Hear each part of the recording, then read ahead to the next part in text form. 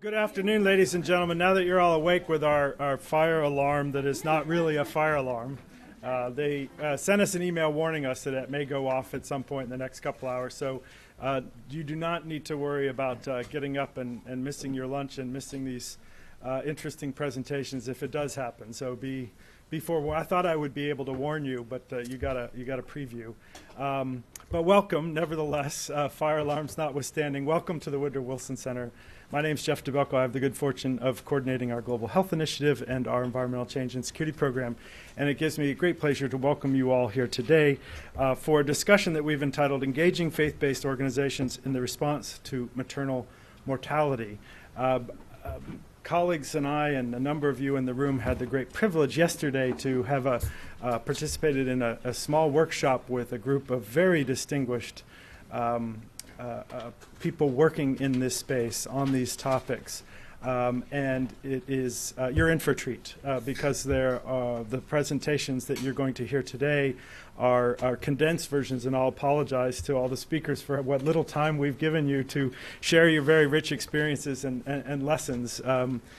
There's a lot more behind what you will hear, so look forward to you having an opportunity to follow up with them. But nevertheless, it is it's a real opportunity to hear from folks working on these critical issues in very different parts of the world, in very different faith contexts, and yet we find so many common problems, innovative solutions, and real opportunities for sharing those insights. And so that is what we try to do here at the Wilson Center, which I think, as many of you know, is the formal memorial to Wilson, a nonpartisan, non-advocacy forum to bring the worlds of scholarship and research together with the worlds of policy and practice, broadly defined on both sides. And I think that's exactly what we're doing here today. We're very fortunate with our Global Health Initiative and our Advancing Maternal Health series to have a very active partnership and support from the Maternal Health Task Force. It's terrific that Tim Thomas can be here with us yesterday and today, as well as UNFPA.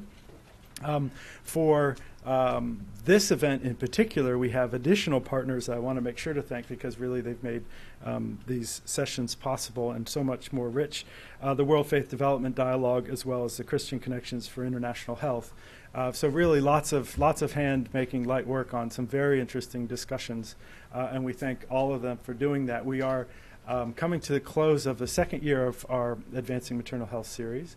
I want to do a bit of an advertisement on December 14th. We hope you will come back to join us for a session that launches a report that tries to capture some of the lessons from all of those sessions. It will be a very dynamic panel, and we hope we will see you there, and you'll be sure to get an announcement for that. My final one is to remember the fire alarm. Again, don't worry about that.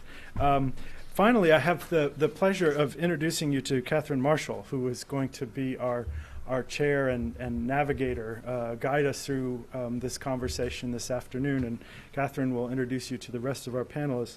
She's a senior fellow at the Berkeley Center for Religion, Peace, and World Affairs and visiting professor in Government Department at Georgetown University. She is also executive director of the World Faith Development Dialogue. And she played this role yesterday for us with great alacrity and insight, and also a true sign of an accomplished person in this realm. She kept us on time, and so she has quite a challenge today because, as we said, we have a very rich set of presentations to share with you and a distinguished audience that we want to make sure we have time for an engaged question and answer period. But again, thank you all for joining. We look forward to this discussion, and Catherine will turn the floor over to you.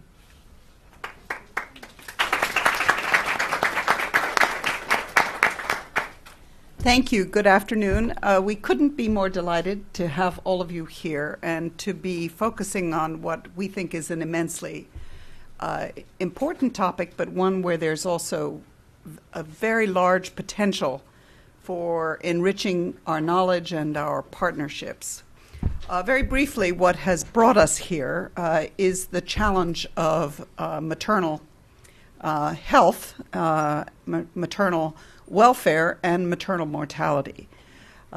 We were reminded yesterday that despite some pictures of gloom and doom, there has in fact been quite extraordinary progress across the world in reducing the rates at which mothers die around pregnancy and childbirth.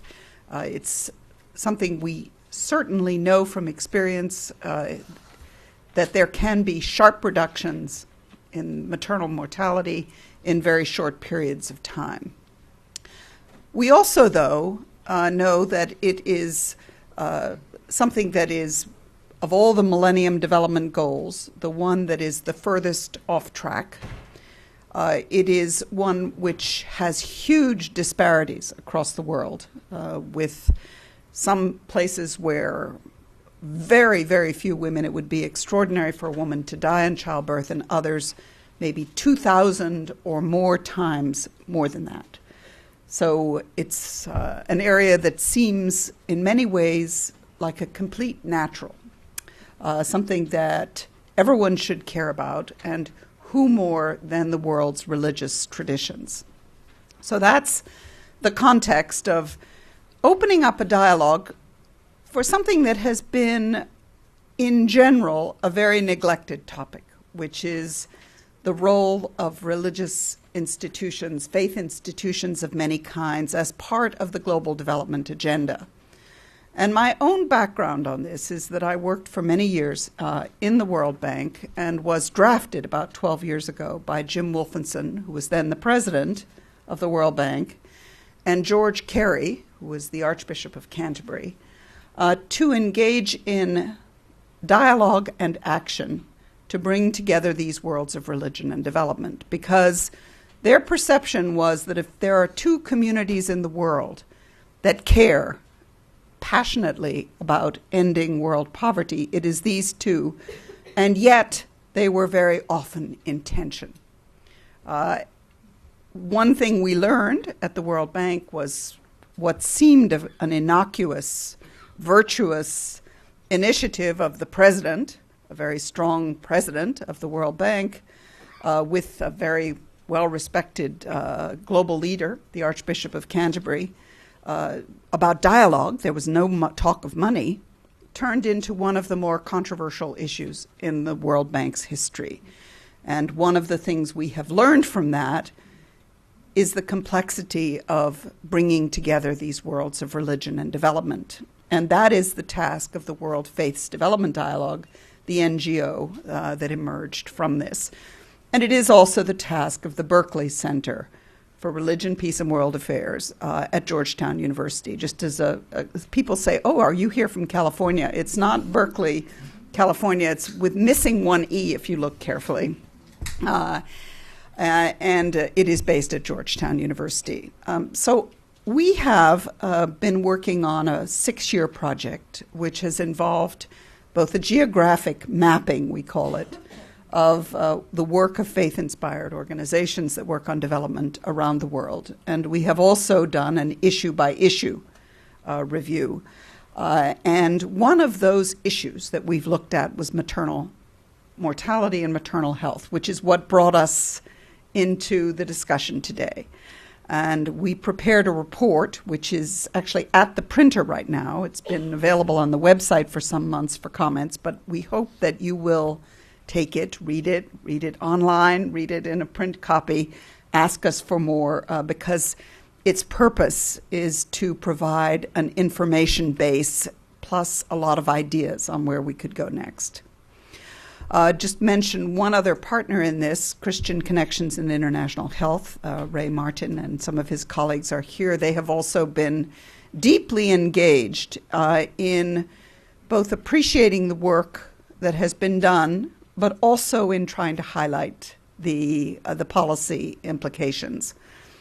Because, and this is what brings us to the Maternal Health Task Force, at some levels, the issue of maternal health seems like an absolute natural, and like it surely is one issue on which no one could possibly agree. More positively, that could unite people across every religious tradition, across every culture, across every nation and every region. And that is one of the things that brings us together. But we also need to recognize that it is an issue that takes you very swiftly into some of the most contentious issues of our times, some of the most complex ethical issues, rights versus responsibilities. It brings us into reproductive health, reproductive rights, into abortion, into botched abortion. All of these issues are not very far away, but we start with a very powerful common ground.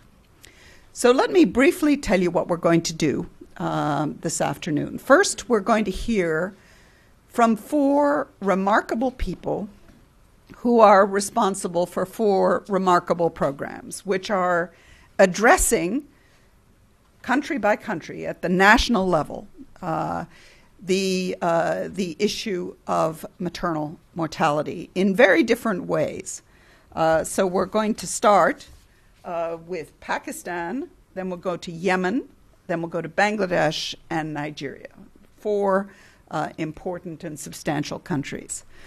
And after that, I will give a summary, a very brief summary, of what came out of our day-long discussion yesterday, and then we will open it up. So that is the plan of action. So you have biographies, so I will not try to give you a detailed introduction of any of these 4 speakers. But just very briefly, Nabila Ali is the chief of the party of the Pakistan Initiative for Mothers and Newborns, program that's worked a great deal with religious leaders in probably some of the most difficult areas of the world. Jamila Al-Shari is a community mobilizer who works with Pathfinder International in another one of the most difficult countries in the world, in this case, Yemen. Eladon Bardi is the ADRA country director for Bangladesh, and they also have a remarkable story to tell. And finally, Malam Kabir Abdullahi is the team leader of the Nigerian Urban Reproductive Health Initiative. And so we will hear from them one after another. As it was, I think, implied, my job is timekeeper. And we've asked them to try to condense the presentations, their stories, into just over 5 minutes. So thank you.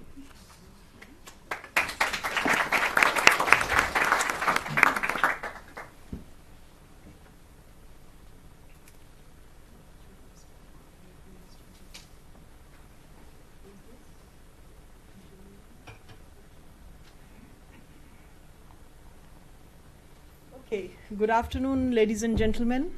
I'll try to be within time. So Pakistan Initiative for Mothers and Newborns was a USAID project for 6 years, ended last December.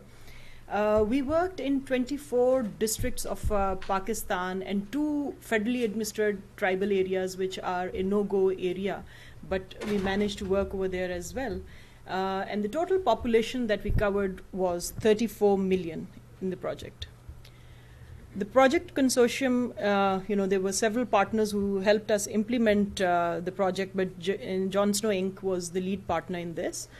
And goal was to reduce maternal, newborn, and child mortality in Pakistan through viable and demonstrable solutions. So we were looking at sustainability as we were going on.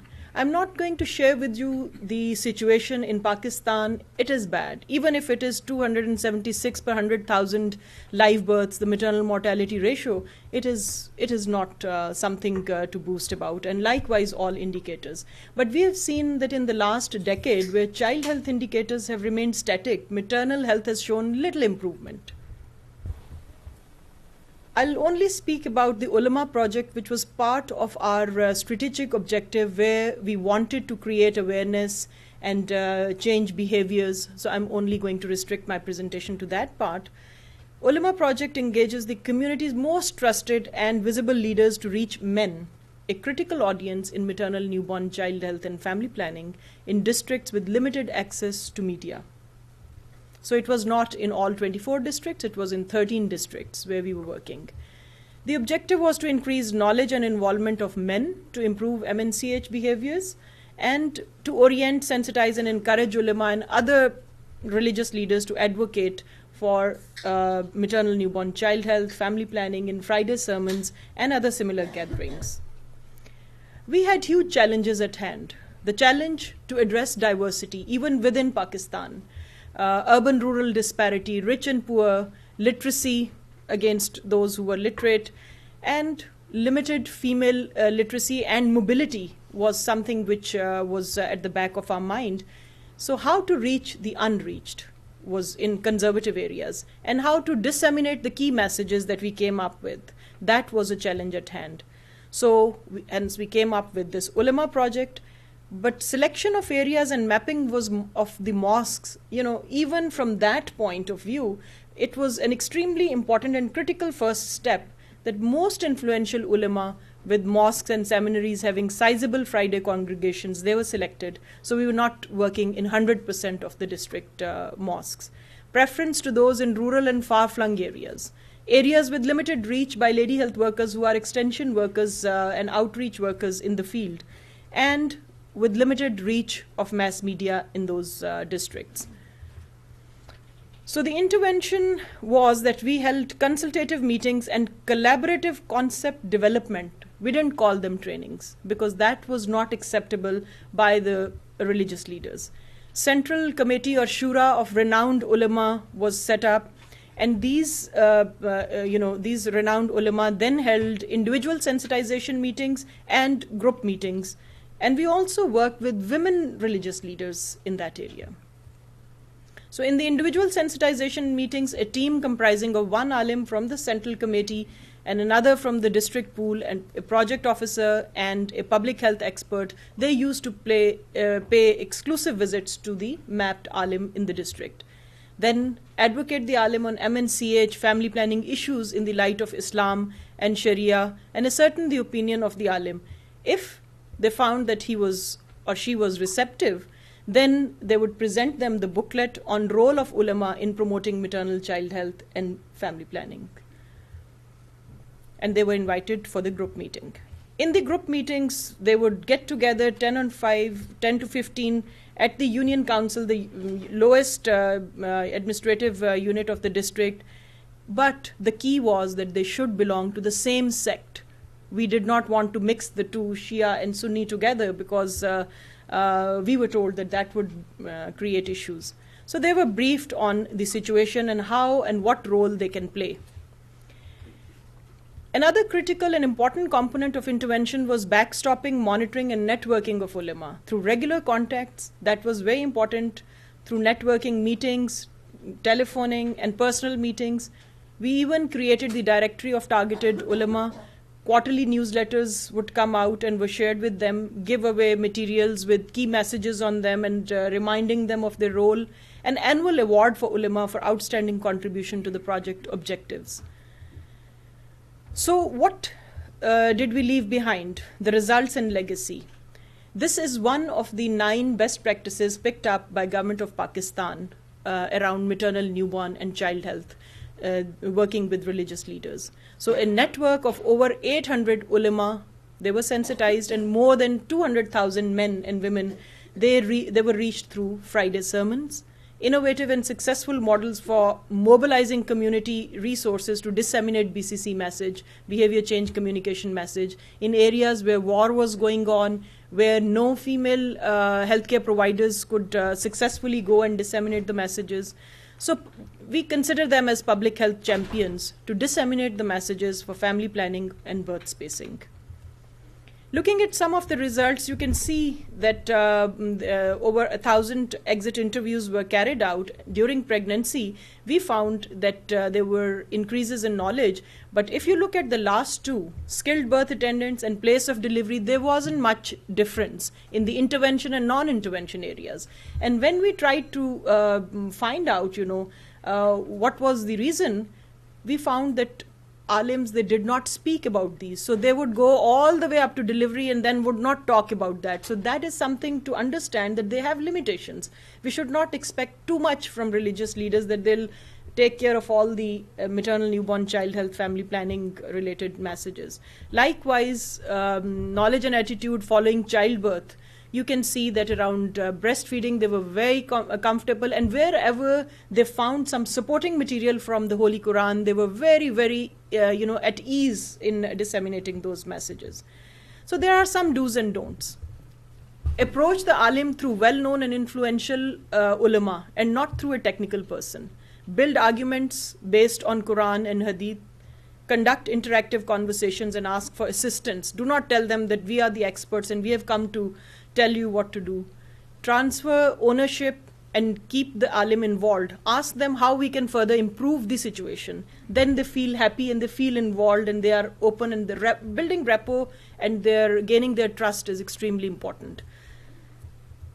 So in general, the gaps were that projects mostly work with easy to reach ulama rather than those who are really influential.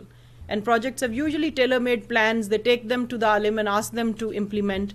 And working with the ulama needs to be a program rather than a project. And this is for all donors sitting in this room and all program, public health people, that starting a project and then leaving them in the middle, is not good. So we should have a program approach. Whatever we are doing, it should be closely with the government so that that can continue and scaled up. And challenges were that mental models of development experts, we need to change ourselves, are thinking towards ulama. They are experts of their own field and need to be treated with respect and trust. So winning the trust of ulama, a difficult but most important first step. And I would like to end my presentation with a quote by a Sunni scholar: "We are not against family planning. We need to call it discipline rather than planning. After all, we want the best for our children and health of our women." Thank you very much.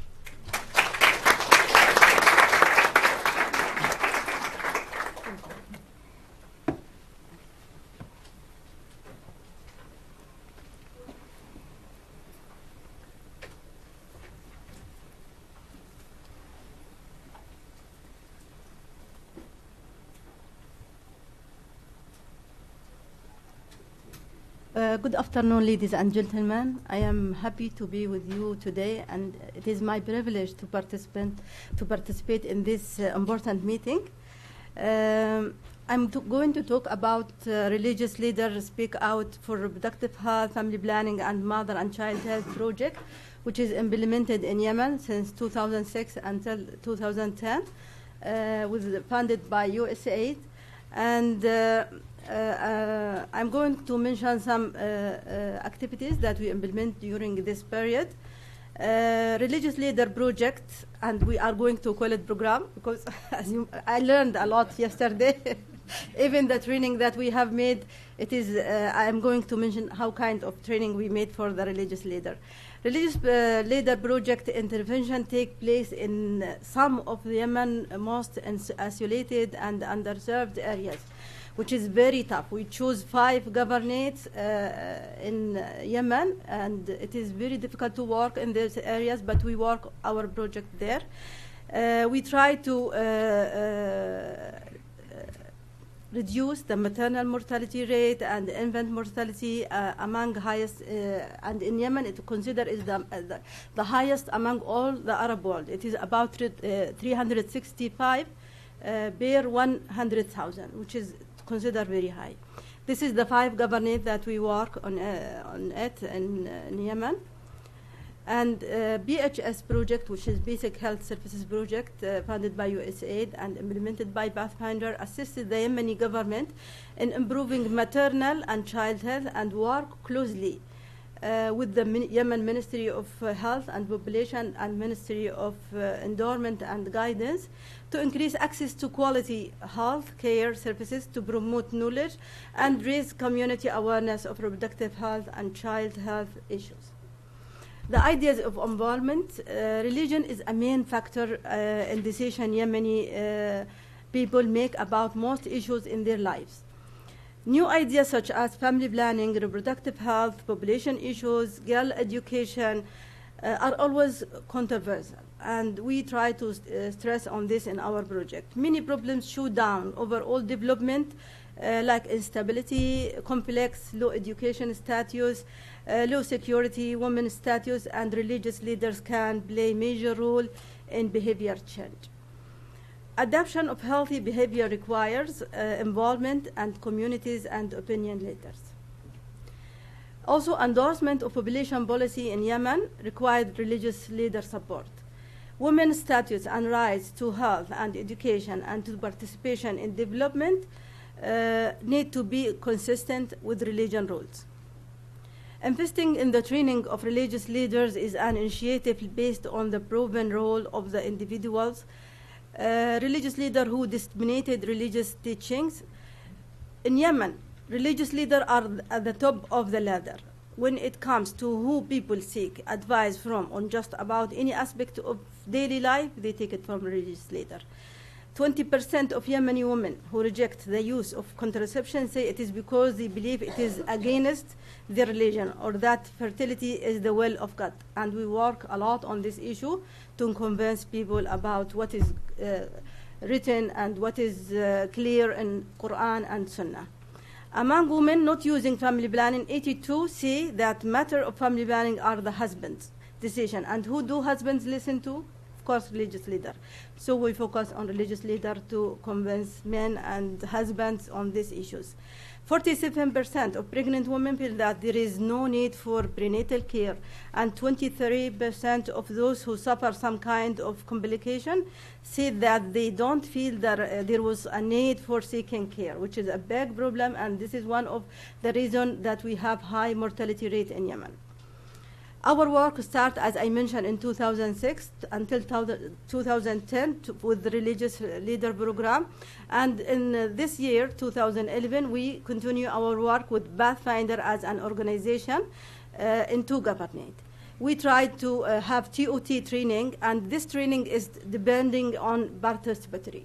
That open dialogue with religious leaders, how they can participate in this program and give their experience. And after that, this religious leader who have this kind of training go to the governorate and also train another religious leader. And we reach to more than 300 religious leaders, male and female, in the 5 governorates that we work on.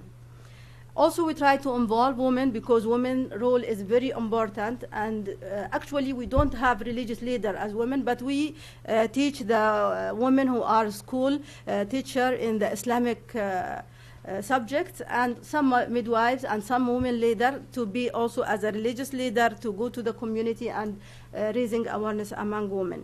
Of course, women are different from men. They have limited moving to the different districts. They cannot talk on all the topics, but they work, and we already have women, female religious leaders in 2 governorates. The main topics that we covered is family planning from Islamic perspective, risk associated with early pregnancy, safe motherhood, immunization, breastfeeding and nutrition, reproductive health concept and life cycle, equity in raising children, the importance of girl education, and other important subjects. Outreach activities that we have made with religious leaders is coming in their Friday prayers, speech, community meetings, in the schools, in the social gathering. Also, we have to combine between religious leaders' activities and health services, and we try to make the religious leader have an idea about even our medical teams who went to the rural areas to connect with the community and convince community to have this kind of services. And we have encouraged even the health institute, the religious institution, to open health centers in their institution to provide reproductive health and family planning activities. What lessons we learned? That must have be supporting written materials for use by religious educators, and to maintain the integrity and accuracy of the information they provide, must be prepared to monitor quality on the ground and attend education session to verify that messages are not distorted or diluted. Religious leaders among the youth may be need also more youth-specific program, which is very important. Coordination with other actors, media, schools, health, youth, women, education will increase impact. Religious leaders also interested but unaware of health issues or health services, and this is our role to give them all the information and update information related to reproductive health and family planning and safe motherhood issue. Thank you very much.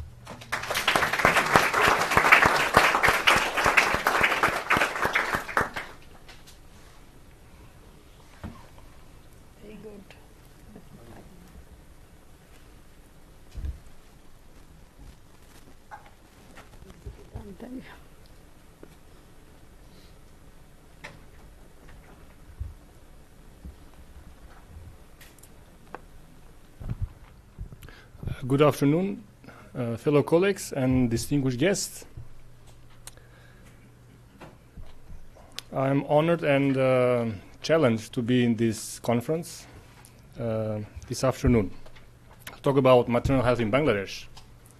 And you can see some statistics, but by the time 4 of our colleagues will complete our presentations, 1 woman will die in Bangladesh due to pregnancy or childbirth-related complications. Some underlying causes of maternal mortality in Bangladesh. Cultural barriers and traditions. I'll take an example. There is a belief that pregnant women should not eat well during pregnancy because otherwise their babies will be big. It's going to be difficult to deliver them. So they have to keep their babies small. Women have lack of decision making. 1 in 2 women have their husband decide about their health care, including nutrition. Gender inequalities, limited economic opportunities for women. There is poor social participation of women, and mainly because of low literacy and education levels. There is an increased domestic violence. 14% of maternal deaths are related to domestic violence or some kind of injury. There is a poor infrastructure of medical centers. They are either non-existent or when they exist, they are poorly equipped and furnished. We have developed an approach that empowers women but also addresses some of the key maternal health issues. This approach that we have developed, it's been internationally recognized through an award by Interaction for one of its best practice innovative contests early during this year. We develop civil society organizations. We develop women community-based organizations to enhance women's participation in the society. Literacy for women. It's a first step we take with women to change their status in the community. And it's a key intervention to build confidence among women, and it opened eyes for women in the community. Good health practices with focus on mother and child health care, reproductive health, nutrition, hygiene, and sanitation. Livelihoods. We help women access economic opportunities. And this leads to economic empowerment. Advocacy. The women community-based organizations that we train, they are engaged in advocacy for their own community and for their own families. From yesterday, I added one point here, men's participation. We said that working only with women to a certain extent empowers them, but it's not a full empowerment. So we have to work with men. So we decided that we have a threshold of 70% of men that we work with. So out of 100 women, we work also with 70 of spouses. And this brings the men buy into the program. And we use a lot of agriculture activities for men. So they are involved in the program. They are part of the program. They feel they participate in the projects and programs we implement. And it's easier for us then to reach out to them with discussions on social issues like domestic violence, child marriages, dowry, etc.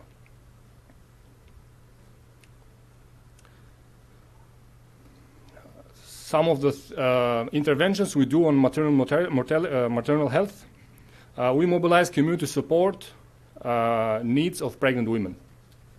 We educate families about maternal health issues. We focus on referrals, on existing services that women can receive in the community, but also how to identify signs of danger signs during pregnancy and how to seek immediate care, but also in saving. They have to save for time of pregnancy and also delivery. We train traditional birth attendants with clinical or obstetric skills and maternal health skills. Awareness raising on family planning, including contraception. Improve nutrition by increasing food production but also diversifying diet, especially for women and children. And hygiene practices improved.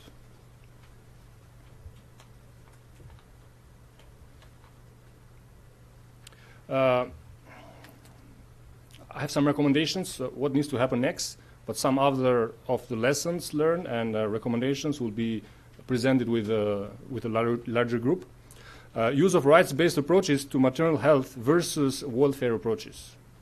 The rights-based approaches are focused on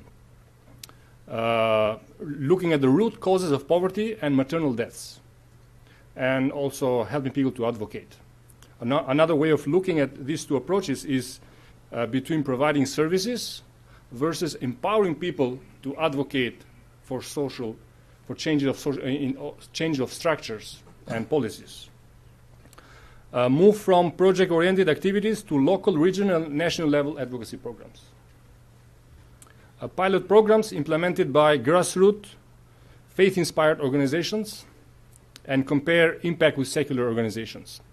Faith-inspired organizations can reach out to people through avenues that are not utilized by secular organizations, such as churches, mosques, youth clubs, women groups, etc.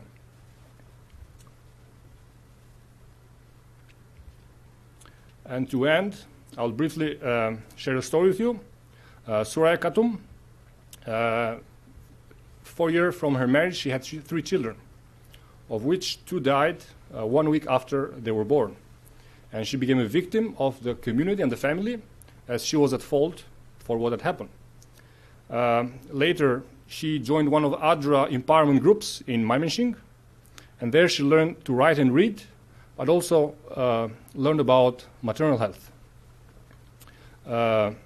Later, she showed interest to become a TBA in the community, and she started to practice with the village TBA, but she had no formal training, and she came to ADRA and said if ADRA would help her become a TBA. And she participated in one of our training that organized for community TBAs, and she successfully completed the training program. Later, she started practicing with deliveries, helping women with deliveries, providing pre- and post-natal care and helping them during deliveries. Women and their husbands will call her when they had a need, and she says that her life had changed, and she can not only make sure that the women deliver, but in cases where they have complications, she knows where to address them.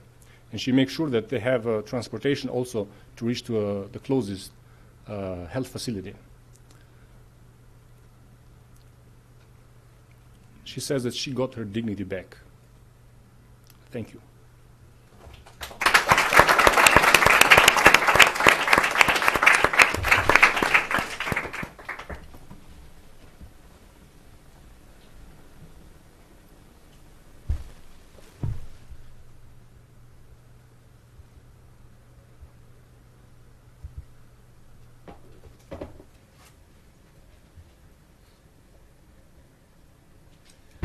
Good afternoon, gentlemen, ladies and gentlemen. It's a pleasure to be here today to make a presentation on the experiences of Nigerian Urban Reproductive Health Initiative. The Nigerian Urban Reproductive Health Initiative is a project that is funded by the Bill and Melinda Gates Foundation. It's a four-country project. The other locations where this project is funded is in India, Senegal, and Kenya. It's a project that it's led by Johns Hopkins University as a prime, and then John Snow Inc., and then you have 2 local organizations, Association for Family Planning, Association for Reproductive and Family Health, and then you also have Center for Communication Programs Nigeria. The vision of this project is to eliminate demand and supply barrier for contraceptives, primarily because the major concern is the fact that women are not using contraceptives, they're actually using traditional methods. And yes, high demand for large family sizes. The goal of the project is to increase contraceptive prevalence rate by 20 percentage points. And then the objectives are to integrate family planning into existing services such as antenatal care, postnatal care, postpartum hemorrhage, and also post-abortion care. And of course, immunization. We also improving quality of care. In some facilities where family planning is provided, the providers have had their training 20 years back. And subsequently, contraceptive technology has improved subsequently in the past 20 years, and they need to update the training. So we are upgrading the quality of care in both public and private healthcare facilities. And we're also doing a private-public partnership to ensure that services are at par at both the public and private sectors. We also doing demand creation, very robust demand creation using all media, using interpersonal communication, using the web, social media, and ensuring that the opportunities that technology provides are utilized fully. The final one is advocating for financial mechanism to increase quality of care in the public sectors, because those programs have to be made sustainable. We are currently in 4 sites, and we'll be expanding to 2 additional sites. And in each site, we are targeting the urban poor. And over 1 million individuals in our population are targeted in those locations. Those are the sites where those programs are located.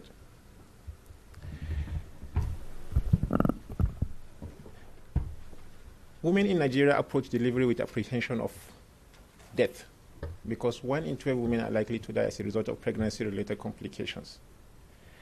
And during the lifetime of a woman in Nigeria, she has 6 children. Those are the statistics on the right. The use of modern contraceptive methods are just about 10% for married women, and Nigeria ranks second to India in terms of total mortality contribution to the world mortality. But incidentally, India is over 1 million population. Has over 1 billion population. Nigeria is just about 160. In effect, we contribute the largest total mortality to the world, even though Nigeria is not at war. We know what works. We have the tools, and yet progress has been too slow, and that's very puzzling, because we haven't committed adequately at the policy level, institutional level, and programmatic level to ensuring that women do not die, and we need to do that. And some of those determinants, key determinants, are the fact that, just the issue of the birthing practices, and also the issue of low contraceptive utilization, and the desire for large family sizes. These are some of the critical challenges we face: low and stagnant CPR, limited family planning discussions within the environment, limited knowledge of methods, concerns around method safety, issues of quality and around services, commodity stock out, little social, political, and financial support for family planning. Family planning is not prioritized at all. Some of the key successes after this project started in 2009. By the way, the project is about it's a 5-year project, and it's ending in 2014. We're just in the second half of the project life. And we have been able to increase government resources through allocation of financial resources, and also ensuring that human capacity, human resources within the health services are provided. We've also been able to increase media coverage about family planning, to ensure that the issue becomes very normative, and then people discuss family planning. We have increased public support for family planning. In services, we have been able to increase CYP in high-volume sites where we work. And then in the community, we have increased the number of leaders, and both traditional and religious leaders, who are currently openly speaking out. 10 years ago, you can't speak about family planning, even though in 1980, family planning was one of the priority programs that the federal government brought out, but it became very controversial, particularly because it was seen as a depopulation program. The North is basically largely Muslim population, and the South is largely Christian population. And there's also this tension about resource allocation is based on population. And then when you now bring in family planning as a basis to reduce maternal mortality, people see it and misinterpret it and read it differently. Individuals are gaining confidence to access services, motivated, and they are also motivated by the facts, both technical and technical, looking at the benefits of family planning, and they are also theological provisions. They are encouraged to talk to their spouses and peers, and they are also persuaded to access those services. The services have been made accessible and responsive to the needs of the people and affordable. They are motivated to, we also motivate them through a myriad of activities in the media, using both TV drama serials to change attitude, because you need to show what the changes are. And then, of course, we have transitional characters within those media components to show the differences between the extreme right of those, and then the extreme left, those who are accessing the services and utilizing the services, and then what has happened in their lives, and those that are not doing that and what has happened in their life. Some of the lessons learned is the fact that with comprehensive site assessment, we were able to better target activities. And then, of course, we use appropriate choice of terminology was critical to the project success, particularly if you use family planning in the north, within the community or programmatic area, people tend to become hesitant and resist. But when you use childbirth spacing, they are more receptive, particularly traditional and religious leaders. So we use childbirth spacing as a terminology in approaching them.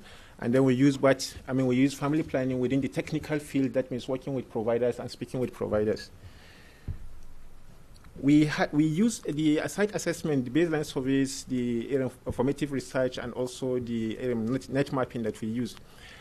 Technical provided us with opportunities to understand the entry point that is most appropriate in ensuring that people access those services and also become supportive of the program. And the involvement of an early engagement of stakeholders was critical to the project success. We built coalitions, we collaborated with partners, and ensured that the traditional and religious leaders who will be there once the project's lives end are involved from onset, because they can help sustain the program. The opportunities has been the emerging financial support for family planning program, and then, of course, the declaration of free contraceptive in the public sector by the federal government. We use a mix of communication channels, both mass media, interpersonal, community mobilization. We use web and then emerging social network opportunities for youth programming, which has shown promise. Religious and traditional leaders are speaking out and declaring support for family planning and childbirth spacing. And we need to use their medium to engender greater momentum at the individual and community level beyond the project life. Coalition, collaboration, partnership, and coordination will create a more sustainable system. In engaging religious leaders, maternal mortality was presented as an issue to religious leaders, as an entry point to discussing family planning. We use open space approach, which involved the presentation of real case studies of maternal mortality and morbidity from hospitals. And this allowed the religious leaders and traditional leaders to review maternal mortality looking at the clerical and socio-cultural perspective. And then they came up with their own perception about what to do, and they profiled solutions. And those solutions actually aligned with the medical technical expectation. What we added was to ensure that we align more appropriately what the opportunities are to increasing impact.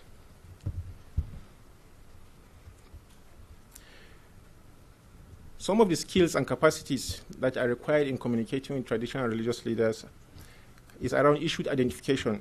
You have to define the issues very clearly and then determine their roles and seek their buy-in. And then, of course, religious and traditional groups have tremendous influence, followership, and reach, and can mobilize once the buy-in is secured. Communication and advocacy. Environmental scan was very critical in ensuring that we identified the best suited niches to utilize as a process to advancing the objective of the project. They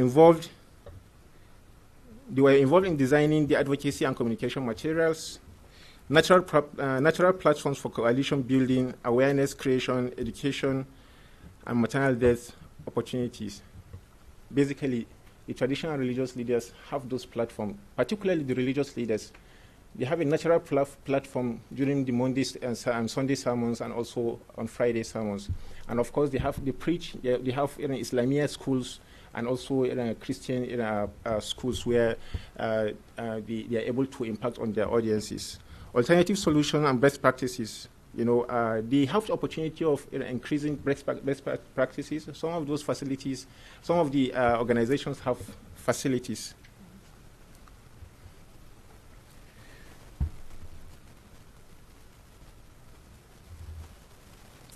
Faith-inspired individuals and organizations can do more in MNCH through greater involvement in health promotion, and we need to just engage them, involve them, and support in those organizations. And we need to build a critical mass of audience. Some of the determinants, some of the things we need to do to increase momentum is the fact that we need to, do research, more research on determining the determinants and deterrents of successful integration of family planning into other services. We need to do we need to understand the cost of delivering MNCH services and the burden of induced abortion in the health system.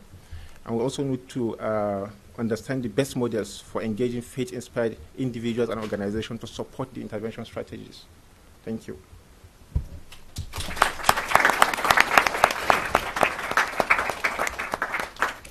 Well, I think you will agree that those were remarkable presentations for very different programs, each of which offers a great deal for us to learn. What I'm going to try to do now, and I hope I will keep to the time as well as my colleagues, is to try to summarize some of what came out of yesterday. And interestingly, I think some of the themes that ran through all of these programs were ones that we heard yesterday. The importance of programmatic approaches, in other words, not just a project by project. The importance of involving women, but also, of course, men. And the importance of language, which takes on very different significance in different places.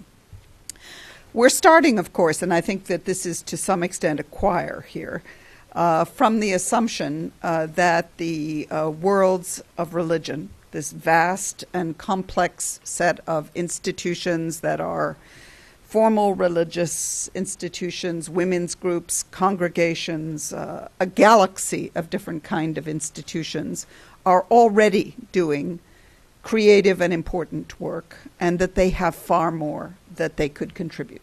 So that is the assumption. We spend quite a bit of time reflecting on what are not unique but distinctive features of the faith-inspired organizations, which, among others, include many surveys which highlight the trust that people have in faith leaders and their communities. The point that is often reiterated and that we heard a couple of times echoed here of the sustainability, that these are people and institutions and beliefs which stand the test of time, which, as many will say, are there before the NGOs come in and will be there long after, that reach people in their hearts as well as in their minds and their souls, that have a profound effect on the way people think about ethical challenges. So, which brings me, I'm going to try to do this in about 10 points, to one of the main conclusions that came from yesterday, that in this global effort to address the problem of too slow movement in reducing maternal health, that faith-linked institutions and people should be a much more central part of the global campaign.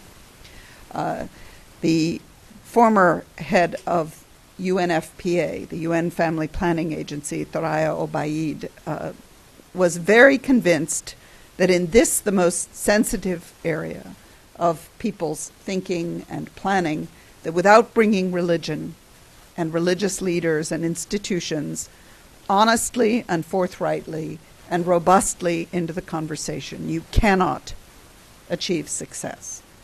So then the question is how to do it. And that, I think, is where we would welcome very much your ideas. Because it's not a single person or institution who can go and sit at the table and represent religion. It's also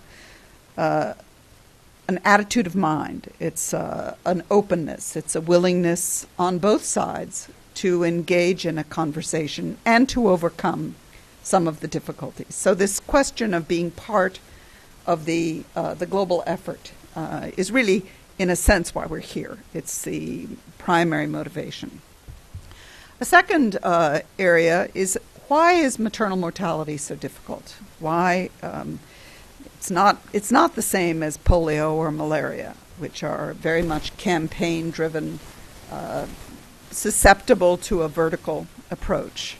What we're dealing with is systems. We're dealing with healthcare systems at their broadest, all the way down to decisions made within the family, referral systems, the road system, transportation, pricing, policies of all different kinds. And the only way that you can address the issues of maternal health and maternal mortality is by seeing them as part of the broader systems. And that is what makes it difficult. It also, of course, means that if you address this issue, you'll deal also with child health and with many other dimensions of health and well-being for people and for communities. We spent a lot of time yesterday, and you heard this echoed in part in the presentations this afternoon, about rights and what's the opposite of rights. There are some people, and ADRA gave a clear presentation of that, who really see these issues very much in terms of rights. It is, obviously, it's right versus wrong, but it is also part of human rights, which is something on which there is, to a large extent, a global consensus. And reasons for framing this in terms of rights are in part that it helps to remove the discussion from pure charity in its weakest sense of I give it to you because I'm kind and because it will do me good. It reflects the true equality of all human beings wherever they are born. It reflects global norms as well as global consensus. So why are there issues? There are issues for various reasons. Some of that are part of the broader discussion about human rights is that some people, including some religious institutions, fear that discussion of rights detracts from discussion of responsibilities, that it is linked in some way to entitlement. There's another sense that when you talk about rights, you're focusing on the individual, and in that way detracting from the community, from the culture, from the broader, by giving the focus to the individual. There's also, of course, a critique, which has a historic element, if not a historic truth, that human rights were framed largely in the context of Western European American history and values, and did not, despite some efforts, fully reflect the norms and values and standards of other parts of the world. But the fact is that human rights is a powerful instrument, and it is a very much part of the discussion. Another reason, though, is that human rights has sadly become embroiled in some controversies that have, again, much echo within religious communities. And the fear is that when people question human rights, that they're also questioning whether men and women are fully equal, whether they're questioning some of the other rights debates which are on the table today, which include reproductive rights, which include gender identity, and a whole host of other issues. So there's one sense that human rights is the most solid basis. There's another that we should be focusing on compassion and on caring, and that it is dangerous and perhaps damaging to the cause to frame it too much in terms of rights. So we'll be very interested in hearing your views. I'm sure that some of my colleagues will enter into the fray. Third issue, or fourth issue, I'm on 4, is that, and this is an area that we think needs attention, is that people sitting around this room or listening on this webinar have limited capacity to address these issues if the governments and the political will and the politicians are not addressing them. And that is Nigeria, Bangladesh, Yemen, Pakistan, the United States, and many other places. That these are issues that the engagement of religious communities and the priority, the visible priority in the sense of where you're putting your money and where you're putting your effort do need to be addressed with governments, and that is something where we think we need to go.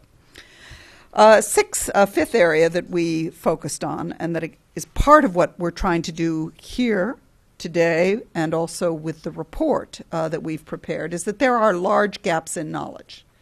And this was a very common complaint, that one group doesn't know what other groups are doing, and it's accentuated by weaknesses of evaluation systems.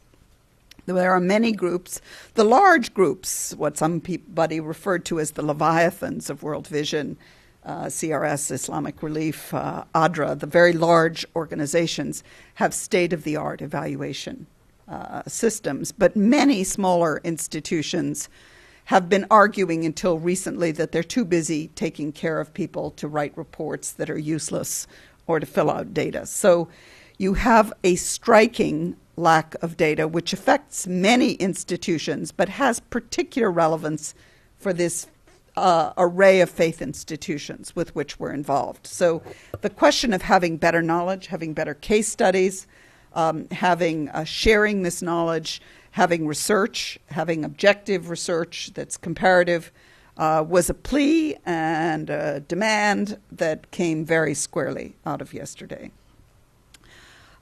We had a number of comments that I think are very important, that this issue of maternal mortality, as so many others around poverty, can become very dehumanized. We heard that one Bangladeshi woman died. There are many other women who've died during the time that we speak.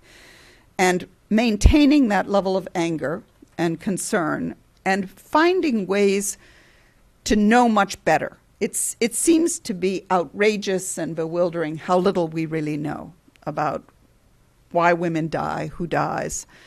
My own dream is to have a newspaper report on every maternal death, but there are other ways to make this human.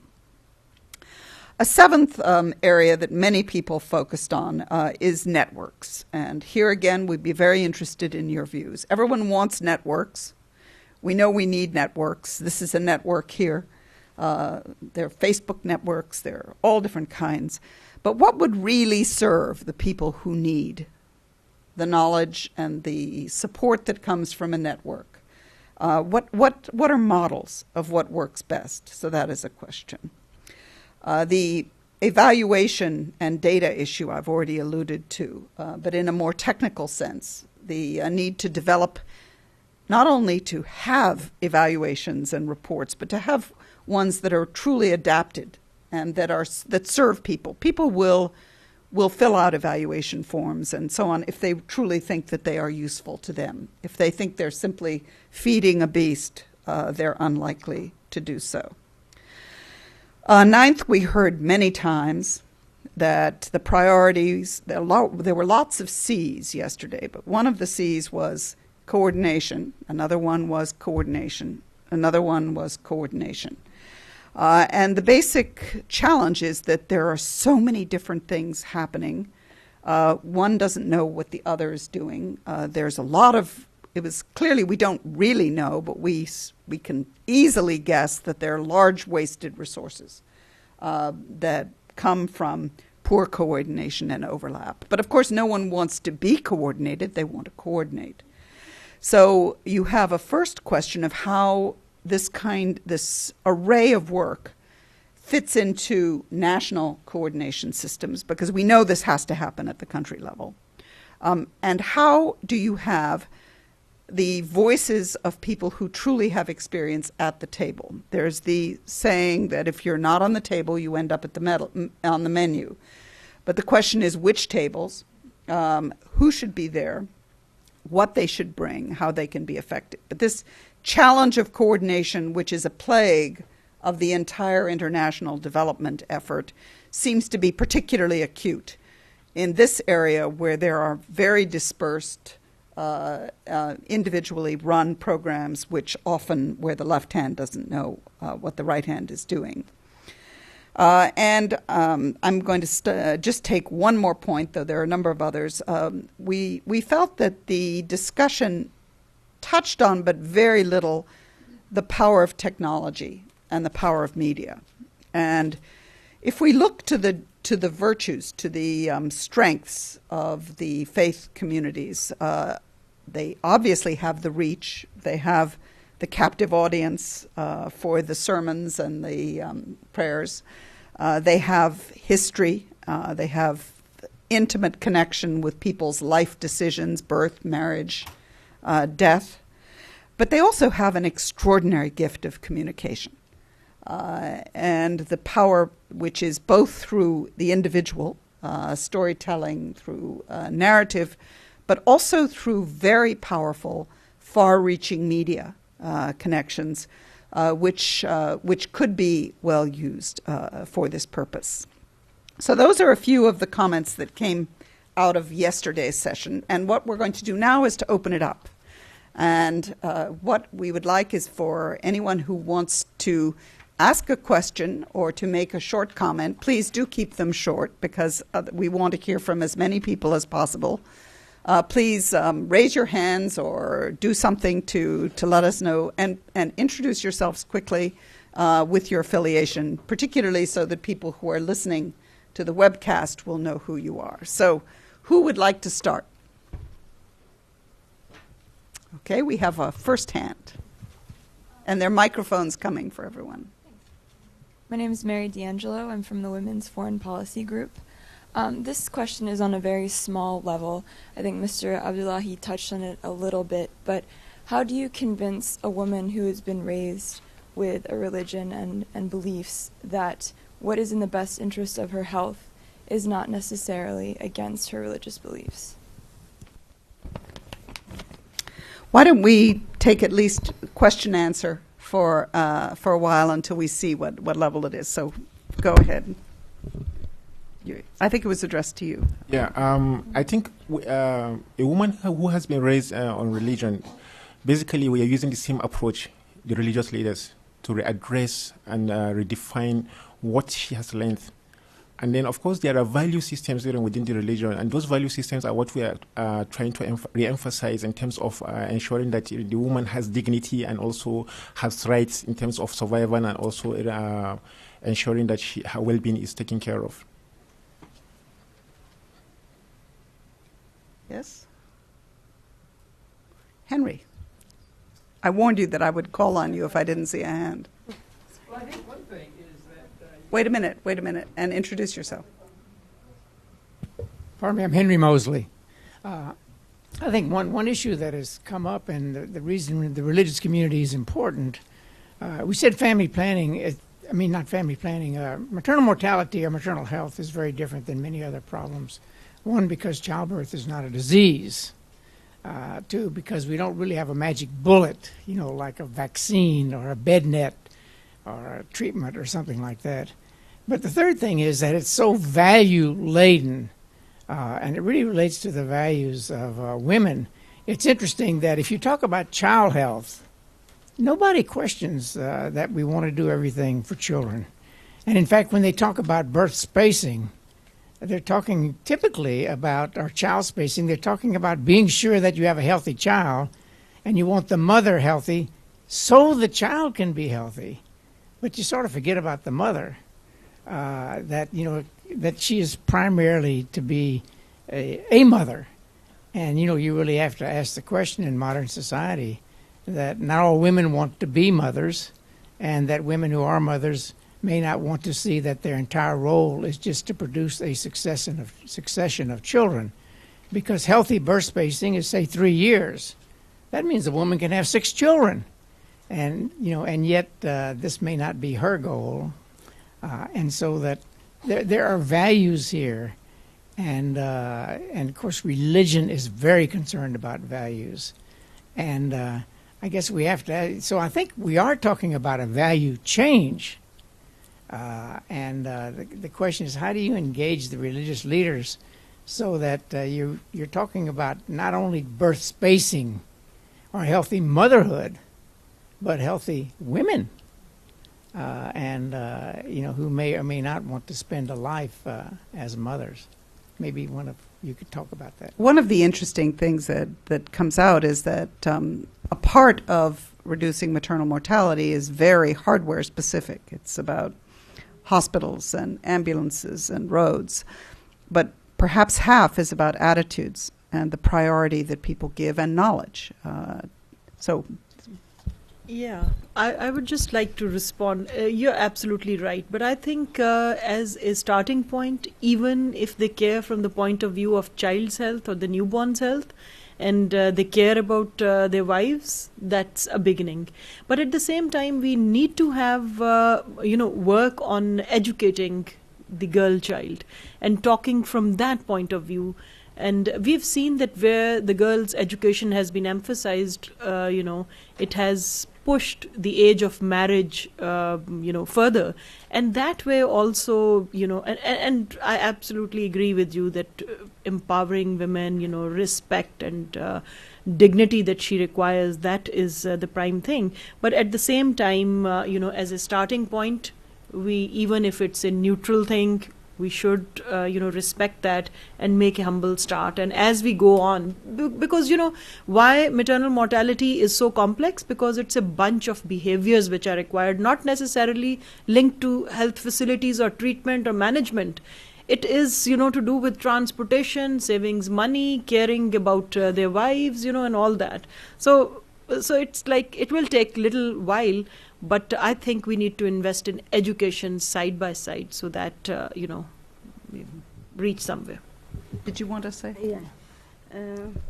It is important point that you raised, and we discussed this a lot yesterday. In Yemen, it is important to involve religious leaders in this important aspect, which is related to women health, especially women health rights. It is important for men in the community, not only religious leaders, but the husbands and the community leaders, to understand that women in Yemen, and as you mentioned, it died during pregnancy and delivery, and this is not disease. They just need to have information about how to take care during pregnancy, how to know the high-risk signs of pregnancy and of delivery to save life of women. So if the man involved and understand this point, they will give the woman a chance to have life and to have good opportunity to raise her children in the community. How we combine this with religion? Actually, family planning 20 years ago in Yemen, it is not accepted. And it comes, as I mentioned, that women and believes in the community that this is against God's will and it is not in the religion, but actually it is not correct. And we work on that during this past time. And we convince people and religious leaders themselves understand that it is mentioned in Quran that women must breastfeed the baby for 2 years. And then if she breastfeeds the baby for 2 years, she must have contraceptives to have this chance to give the baby the breastfeeding. This means that if she breastfeeding 2 years and then 1 year for pregnancy, it comes to be 3 years spacing between child and other. And they convince the community with that. They convince the husband to take their wives to the health clinic at least 4 times during pregnancy. And as I mentioned, that it is important for the community to know what is the fraud delay that affect on the health of mothers, and to contribute in good way. That it must come from the family to have the decision that this is the first delay, that to let women go directly to the health center or facility. And then the second delay is the difficulty of reach to the health center, which is in the road, and sometimes they cannot find even the car, and this is the role of community also and religious leaders to involve in this. And the third delay is related to the health services provided in the health center, and sometimes there is no doctor, no nurse in the health, or they don't know how to deal with the case when the women came to the health center. And the fourth delay, which is very important also, is the referral system, how to refer the woman to another center. So this is important to communicate with religious leader in the health issues, and to also raise awareness among community, especially among men who still the decision makers in Yemen. The husband who are the decision makers, who, if he refused to let the baby, the mother to go with the baby to the health center to have immunization, she cannot go. If he refused for her even to sign when she is in the hospital to have a permission for her to make a cesarean, she cannot do that. So we still have to raise awareness among community, especially among men. Other people who'd like to speak? Yes. Yes.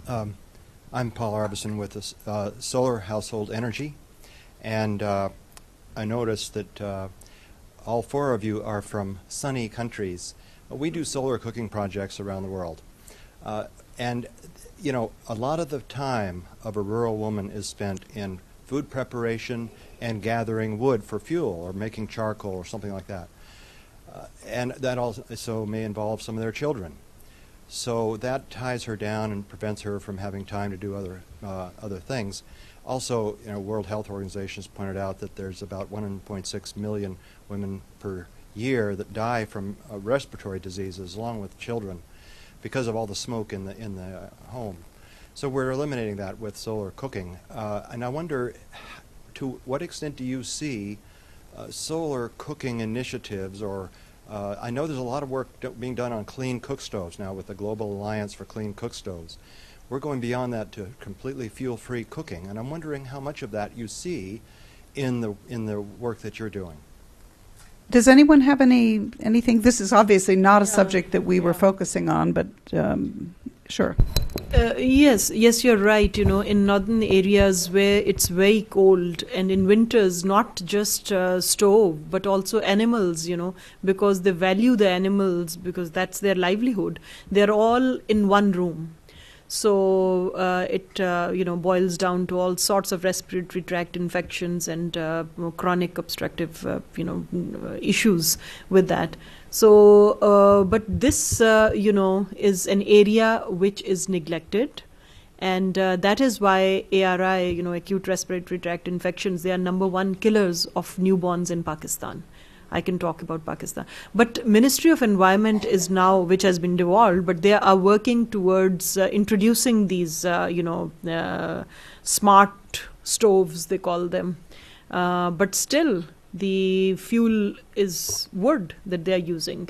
So, there is a humble start, but a lot needs to be done. And this is one of the major killers for newborns. Yeah.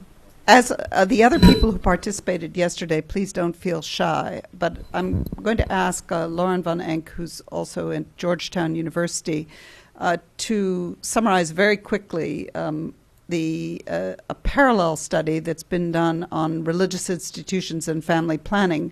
And the reason for that is this sensitivity around language and the presuppositions that are part of the particularly political discourse that have made it, in many settings, quite difficult to address issues around maternal health. And I think this study is very much part of the broader effort. Yeah, thank you, Catherine. So again, I'm Lauren van Enck with the Institute for Reproductive Health at Georgetown University. I think this piggybacks well on some of the issues that you talked about yesterday with needing more research and a better understanding of what everyone is doing to advance this field. So we just completed an initiative which included a research report and also a consultation back in April at Georgetown, and it really looked at what FBOs and religious leaders were doing in the field of family planning. That was anything from just disseminating information about family planning all the way to service delivery or advocacy, and also looked at the different perceptions about family planning, both from a secular point of view and how secular NGOs felt about working with FBOs, and also from a faith-based perspective. And it looked primarily at Christianity and Islam.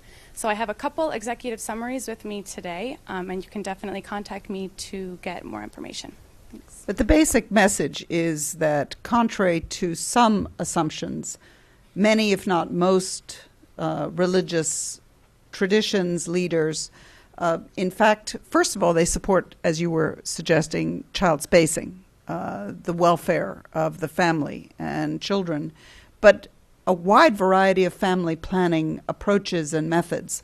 But another conclusion, which again was reaffirmed here, is that in this very sensitive set of issues, language is very important, and adapting language to context, that's another C that we were talking about, context, context, context, as well as coordination, that is very important. So, other participants? Yes. Hello, Andrew Carlin from the Population Council. I want to thank the panel. It was great and very informative, and a wide breadth of examples that we saw. I would like to direct a question more along the political realm. One issue at a very macro level is that they each represent international organizations, secular and non-secular, that are purveying messages and change as agents of change in these contexts. And that's not value-free. That's a difficult situation to be in. And it would be instructive and helpful to understand the challenges that the organizations face, how partnerships work, and what the optimal way or ways there are of doing that. Also, on the political realm, is more the question of, and which didn't come out in your overview of knowledge-based, demand-driven approaches, rights-based approaches. But one of the challenges in rights-based approaches is that they're challenging power arrangements effectively in places, and that the two questions are linked in a sense, because we're purveying ways in which, or we're promoting ways in which individuals and groups may be challenging the state of power in a community, in a household, at a community level, and at a national level. And we've seen rights-based approaches backlash in lots of ways. The child rights initiatives in and adoption in Nigeria is a very good example of that. So it'd be great to see what ways in which, in these countries as well as elsewhere, rights-based initiatives have had traction and where they've not. And the last question is that engagement of faith-based community in health and maternal mortality reduction and in child health is hardly new. And in fact, some of the great successes around for instance, the frontline hospitals around TB and around basic maternal care in places are the only facilities you find that are really still effectively functioning.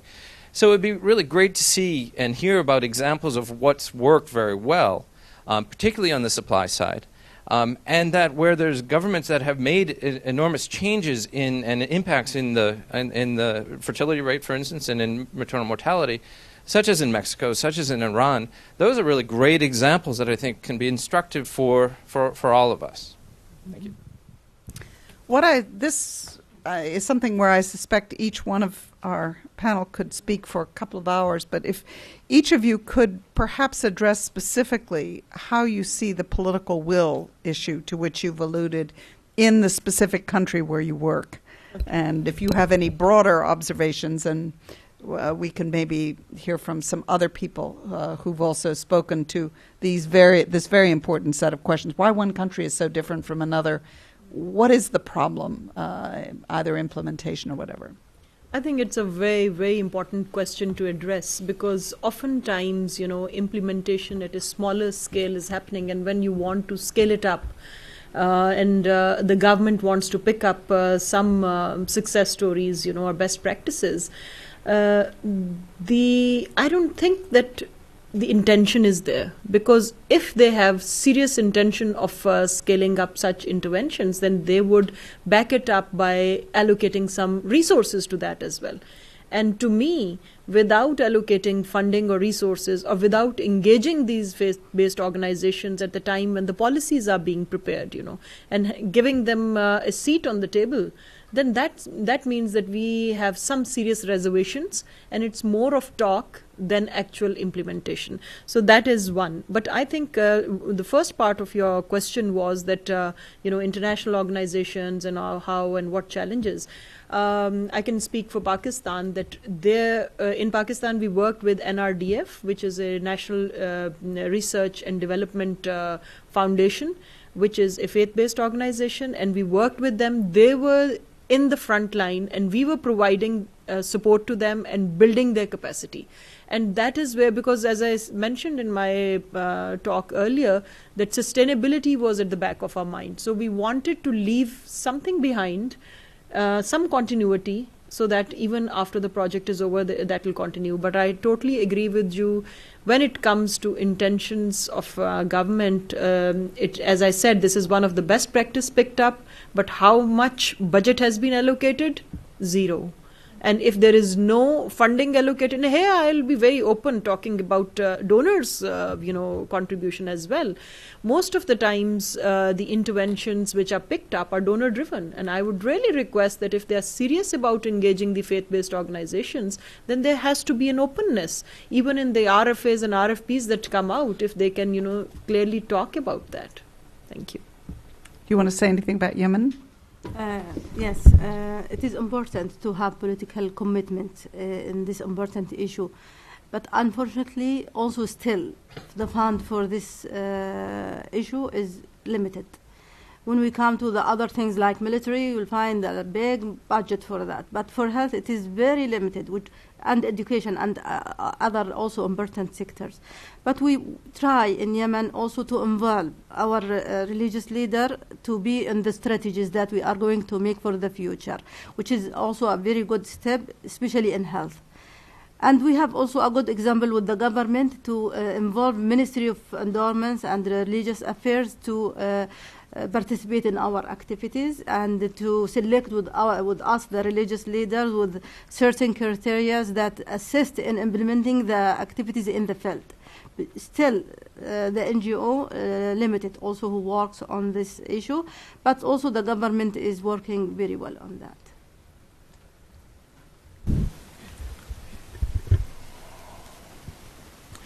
I think we've come to political level in Bangladesh. I mean, government is committed to reduce maternal mortality, but has some limitations. I mean, one is resources available, and I mean the other one, I think, which is every government, it's a political government, and they have a political agenda, not only in Bangladesh but throughout the world. So even though they have the will, doesn't mean they'll get done things that they want to get done. And to talk a little bit about rights-based approaches, in Bangladesh, ADRA has been using rights-based approaches before they were called rights-based approaches. Okay, I'll tell you an example. I mean, we don't use the flag of human rights when you go in a community, but it's an approach we use to build up capacity in the community. Last year we had a donor from Sweden and went to visit one of the women community-based organizations that was built 10, 12 years ago. And he asked about specific examples. What have they done on issues that they have identified? And one example was because of the flood, the village was, the road was cut by the water, and the people could not travel from one village to the other, and especially children could not go to school. And how the women organization addressed it. They met together, they made a plan how they'll deal with it, and they went to the local government unit and talked to them 1, 2, 3 times until they took the responsibility and fixed the road. That can answer. Nigeria, the champion of maternal mortality. Well, that isn't a very pleasant championship, though. The tension between, the power arrangements of individuals and government, and also the constituents they represent, is the fact that those individuals and government emerge from those constituents. What are the constituents saying? What are the powers within that? What are the powers they have in terms of organizing themselves, mobilizing themselves, and ensuring that they are able to better prioritize their own agendas? The weaknesses we have is the fact that in Nigeria is the fact that our policies are very wonderful. We have signed up on all international policies. but implementation has been a very big challenge. Like all the others said, there's no cash backing to those policies. And once you do not have cash backings to those policies, then you can't do nothing. So I think that is one of the greatest challenge we have. And there's also the issue of, for instance, the CEDAW document that Nigeria signed off on. It was from the religious and faith-based organizations that the greatest challenge came up. And I mean, if those faith-based organizations, they have the powers, they have the power of communication we've had, they have the power of mobilization. If you don't engage them appropriately from inception before the documents becomes apparent, then you cannot function. So at start, you need to involve them in engagement. You need to take them to international meetings. You need to bring them on board from start so that they understand what the perceptions are. Otherwise, it will be misinterpreted, and then it'll be challenged before you return home. The issue will already be in the news. People will challenge it, and then you won't be able to even present it. I think that is my observation. I think part of what one's trying to do is to appeal to the better angels, and part of the better angels is facts. And there were some very heartening stories that when people actually learned what was happening in their community and what could be done, their attitudes changed. So first Tim, and then I saw a hand at the back. Thanks. Hi, I'm Tim Thomas from the Maternal Health Task Force. Very proud sponsors of this day and a half. Thanks again for everybody for your time and energy on this.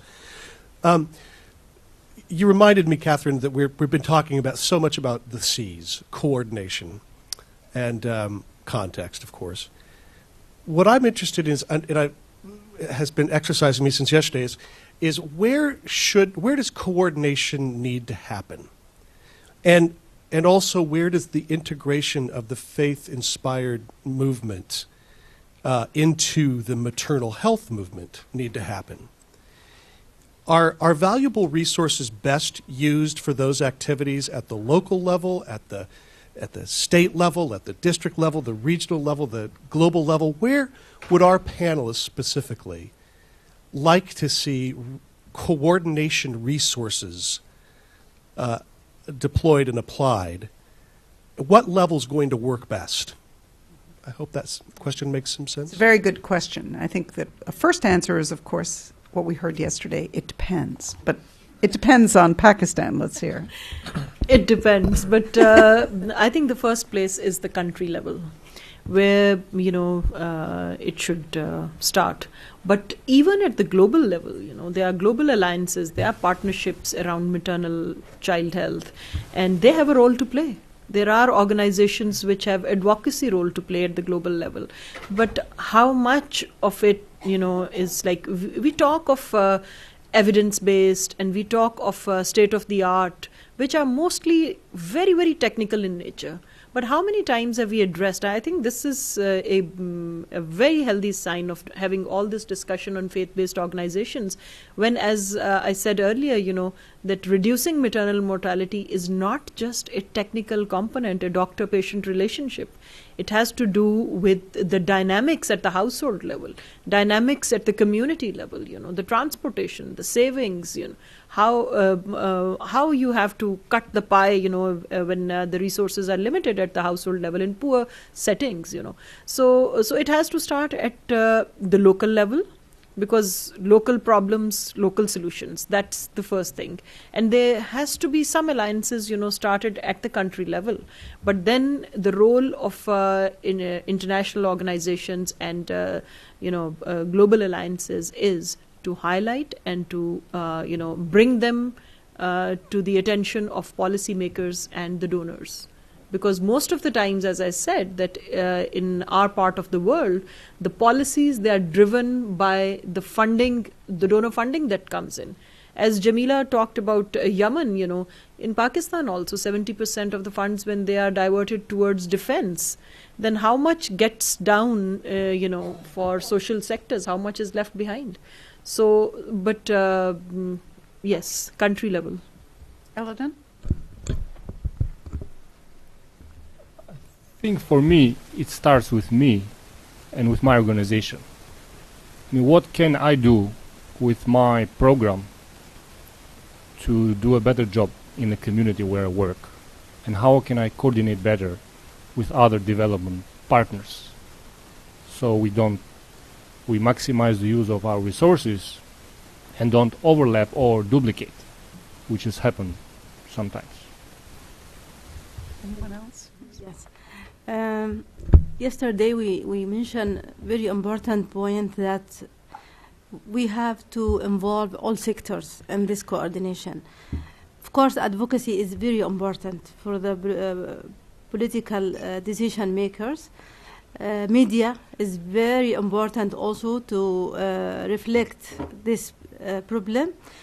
And it comes from the local, as my friend mentioned, and also NGOs, which is very important to involve NGOs, local communities, and to advocate to the policy decision makers.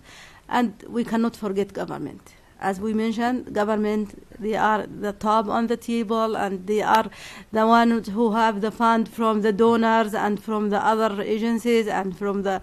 So it is important to have all this collaboration between all the agencies to work on these issues, which is very important to have a kind of cooperation between all these agencies. In Yemen, we have some NGOs who works on these issues, and they try to cooperate with the government and with the local council, and to involve also the religious leader, who are very important also to reduce the maternal mortality rate, which is very high in Yemen. Thank you. Thank you. I think there's some form of coordination at all levels, both international and national, at policy, programmatic, and institutional level.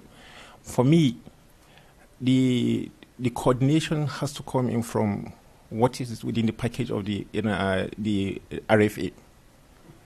You know, when you send it and send out an RFA, and then what is the quantum of resources that has been allocated for coordination? If you don't allocate resources for coordination, that means whatever it is that people can do is actually limited to the engagements that they have normally with through meetings and then personal relationship that they build. But then coordination has to be better captured within the frame of the request for applications in such a way that you are able to build in those sort of coordination at policy level, at institutional level, and also at programmatic level. And you also be able to involve faith-based organizations. What is the resource? Most of the activities that we do with faith-based organizations are actually embedded within the programmatic design of the program. It is not robust. So that's why it is. What we have been able to do is just scratch the surface. And we are unable to engage them more intensely. And then the requirements, sometimes some of the things that the faith-based organization, they have very wonderful ideas, and then we can't go further with them. And then we lose their trust. Why? Because we don't have the resources to even pursue their own the agendas there, and they think that we should follow to ensure that we sustain those programs. So I think for me that is where we need to be more proactive in terms of resourcing engagement with faith-based organizations, and also in ensuring that the coordination is captured within the frame of the RFAs or the funding or donor packages. I think that there are various dimensions of this coordination challenge, and some of them are the ones we know very well, which is thousands and thousands of reports being done and submitted, and the procurement practices and the other very pragmatic. And that, I think, fits into what should be a robust analysis of what the coordination issues are at the country or at the state or district level. The other dimension, which none of you mentioned, so I just wanted to highlight because it came out a lot yesterday, was the interfaith. And that sometimes is less about the left hand and the right hand knowing what each other is doing, but people working at cross purposes from different assumptions and different knowledge base and different theologies. And one of the conclusions yesterday was that sometimes an interfaith approach may be the best way, but sometimes it may not. And what you may need is within even an individual sect or within an evangelical tradition or a Catholic world to try to reach some meeting of the mind so everyone knows what's happening. So it's a combination of issues, and that's why I think it's coordination, maybe 3 different kinds of coordination that are the challenge here. I did see a couple of hands. Oh, we're finally getting a lot of hands. Yes, let's. Okay. Sorry, yes. Sorry. Somebody has the mic. I can't see. Yes, good. All right. My name is Elaine Jones. I'm with the U.S. Afghan Women's Council, but actually I'd like to speak about my experience in Bangladesh. There have been some questions raised about changing people's attitudes. For example, how do you get a woman who's been raised her entire life with a certain religious perspective to accept something that is actually good for her health, even though she's been taught her whole life that that this is against her faith? When I was in Bangladesh, the acceptance of family planning, there was a spectrum. And on one side, you had women and couples who were very happy to receive family planning services. And on the other side, you had couples who were very happy to have large families. But in the middle, you had women, you had families that would love to space their children, that would be very happy to reduce their family size. But they were uncomfortable with the modern methods of family planning. Sometimes it was health concerns, sometimes it was religious or moral concerns. And there were a couple of NGOs that addressed this with natural methods.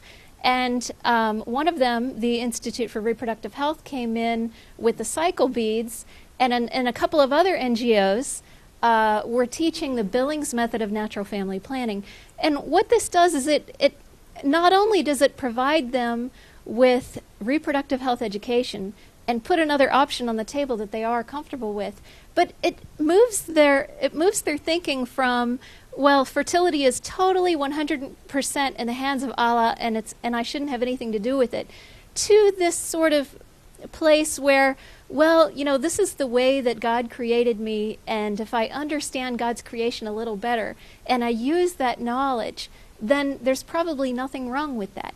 Now, the Billings method has been proven in study after study after study at something like 98% effective when couples use it, when they understand it and they use it properly. I'm wondering whether anybody else here has had experience with that, has had success with that, what your experiences have been. Thank you. Does anyone want to? Well, I think we'll take note of that and see where it goes. So let's... I think your point is that a wide variety of approaches is one of the keys to success, and that it's context-specific. And that's an important point for us to take away. Hello, I'm Sonali Vaid. I work with URC. My question is specific to Pakistan, Dr. Nabil Ali. It's about the devolution of the Ministry of Health, and we were talking about coordination, and Pakistan is in a very unique situation. They don't have, as from what I understand, a national Ministry of Health. How is that playing out? What are the challenges you're facing in terms of coordinating across the provinces? Any positives, any negatives? If you could talk about that. Thank you. Thank you very much. Yes, this is a challenging time for Pakistan, but we look at it as an opportunity. But at the same time, passing the functions of health from the Federal Ministry of Health, which was always there forever, and now the responsibilities being passed on to the provincial, to the provinces, there is a challenge. They are not prepared yet. But the bad side or the downside of the whole thing is that we were hoping that the Ministry of Population Welfare and Ministry of Health, who were working vertically, parallel to each other and vertically down, they will somehow integrate after devolution, because we looked at it as an opportunity, but that has not yet happened. We made a round of visits and meetings in all provinces, and they said we would like to keep them separate. So because I'm also, I'm the chief of party for USAID Technical Assistance Unit for Health. So we proposed and we wrote a concept paper on division of labor. We said that if they are not willing to work together, at least we can ask them to divide the role and responsibility, where all service delivery comes to health and logistics, the contraceptives procurement and supply and capacity building remains with the population welfare, so that it's a win-win. And also, but we are doing policy seminars on that in the provinces, and USAID is supporting that. So we hope that even if there is no integration, there is some functional integration at the provincial level. But it remains a challenge. I saw a few hands, and we have about already a few minutes left. Very few. So if we could take a couple of quick questions if people have burning questions. So let's start with you. So we'll group the questions. Iqbal Alam, I used to work with the United Nations, with both UNFPA and UN Statistical Division. My observation is that one of the reasons why these initiatives have not achieved their objectives was because we started vertical programs, and some vertical programs were accepted by the society, others were not. But the result was that if a family planning van came to Pakistan, I'm from Pakistan so I can relate more easily, then it was a no-no. Now if the same van came and started talking about maternal child health also, that no-no became a broader no-no. It is no more just for the family planning part of it. It is for all the other initiatives which are related with the MCH. And similarly, if you look at India, Muslims communities never allowed family planning workers to go there.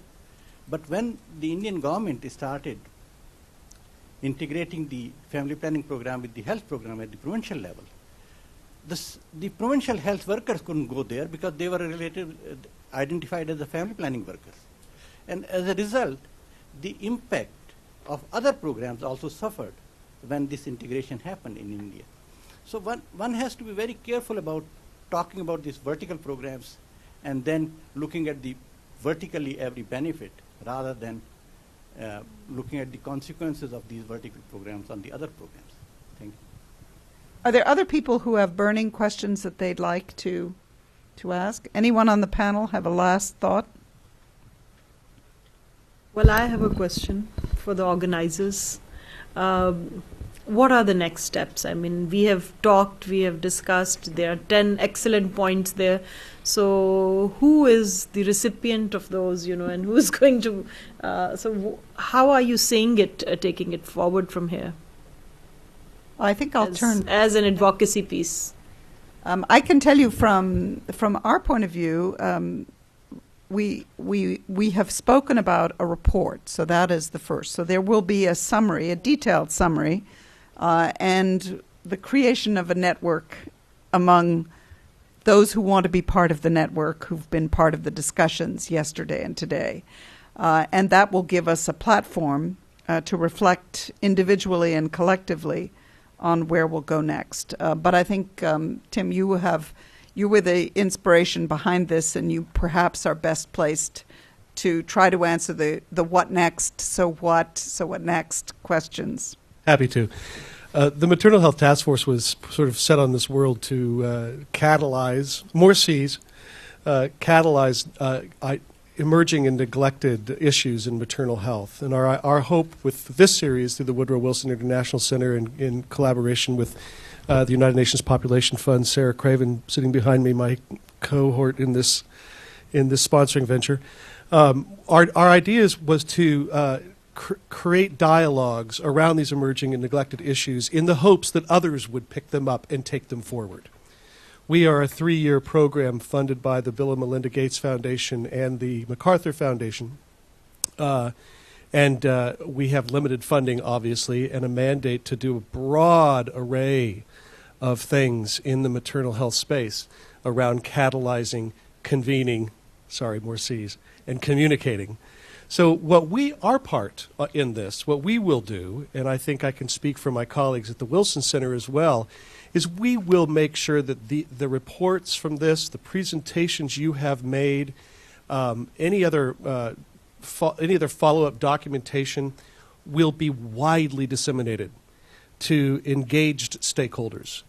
The task force itself has a very robust website with a broad spectrum of maternal health stakeholders We have several different communications disseminations vehicles, one of which it seems to be quite popular, something called the MHTF Buzz.